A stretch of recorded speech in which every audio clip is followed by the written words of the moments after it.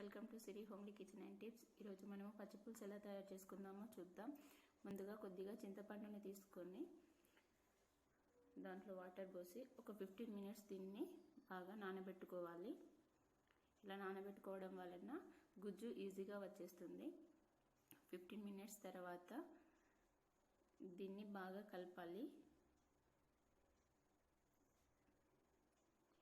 దాంట్లో ఉన్న పీచు పక్కన పెట్టి తగినన్ని వాటర్ యాడ్ చేయాలి. పులుపు బాగా లేకుండా చూసుకుంటూ వాటర్ యాడ్ చేయాలి.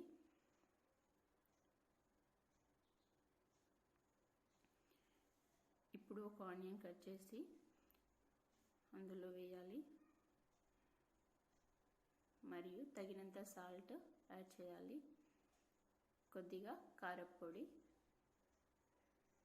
ఇప్పుడు ఈ మూడింటిని చారులో బాగా కలపాలి. ఇలా కలపడం వలన ఆనియన్ ఫ్లేవర్స్ చారుకి బాగుంటుంది.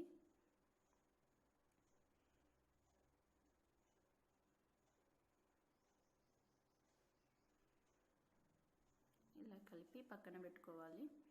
ఇప్పుడు ఒక కడాయిలో తగినంత ఆయిల్ తీసుకొని ఆయిల్ వేడెక్కాక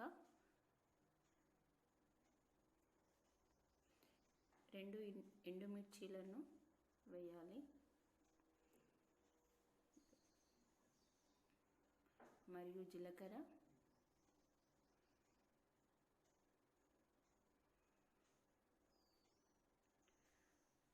కొద్దిగా ఆవాలు,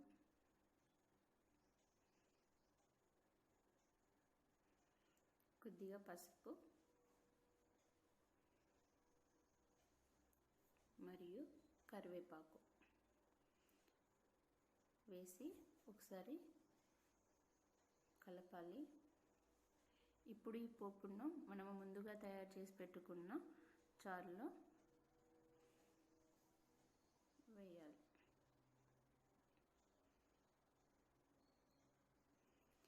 తెలంగాణ స్పెషల్ పచ్చి పులుసు తయారైంది. నా వీడియోస్ మీకు నచ్చితే please do subscribe to Siri homely kitchen and tips. Thank you for watching.